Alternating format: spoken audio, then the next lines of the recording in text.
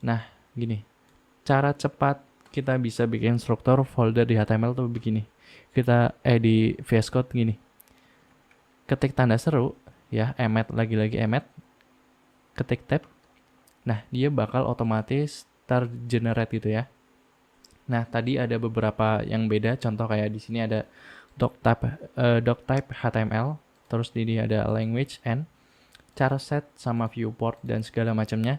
Kalian nggak perlu bingungin ini dulu. Kalau kalian pengen tahu detailnya, kalian bisa cek dokumentasinya di W3 School dan lain-lain ya.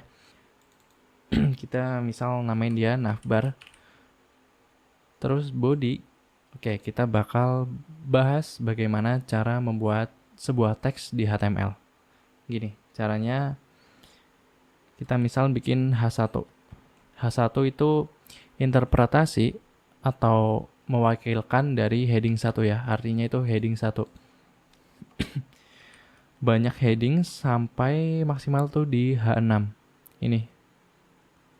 Jadi semakin kecil angkanya, misal H1 kita contohin aja, budi.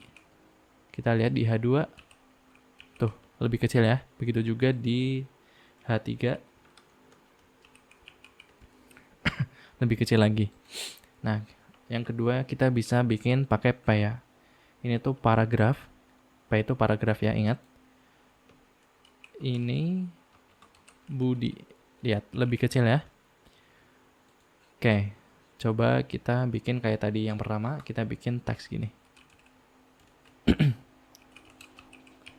Tetap nongol di sini ya.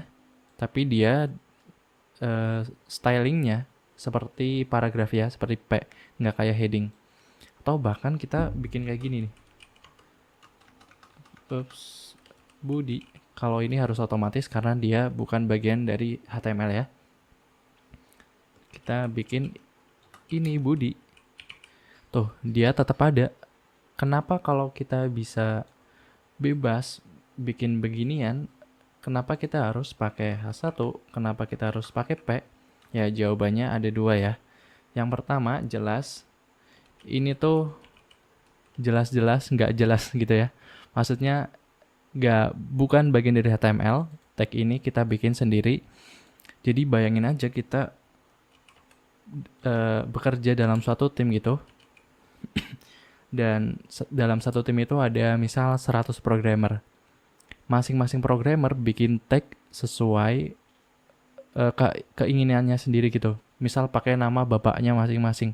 Ada yang pakai Budi, terus di bawahnya mungkin ada yang pakai Tony atau Tono mungkin ya gitu ya.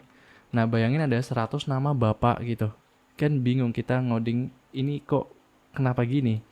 Nah, itu dia alasan yang pertama ya, biar kita nggak bingung dan lebih konsisten gitu.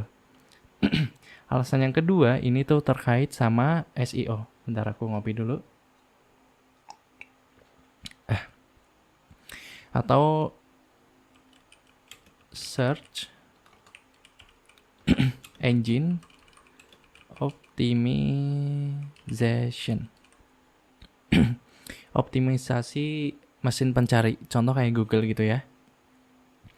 Nah, kalau kita bikin website sesuai dengan standar internasional atau standar dari HTML-nya, contoh kayak H1, terus ada P. Nah, website yang kita bikin bakal lebih gampang dicari sama Google. Jadi lebih gampang ditemuin gitu ya. Kita kan pasti bikin website tujuannya biar bisa dilihat orang gitu.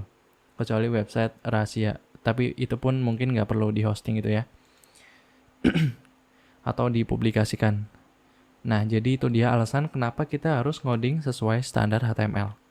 Nah, tapi tag ini bakal banyak banget.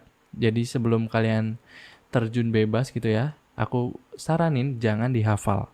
Karena ini sebenarnya basicnya bahasa Inggris, jadi nggak perlu dihafal.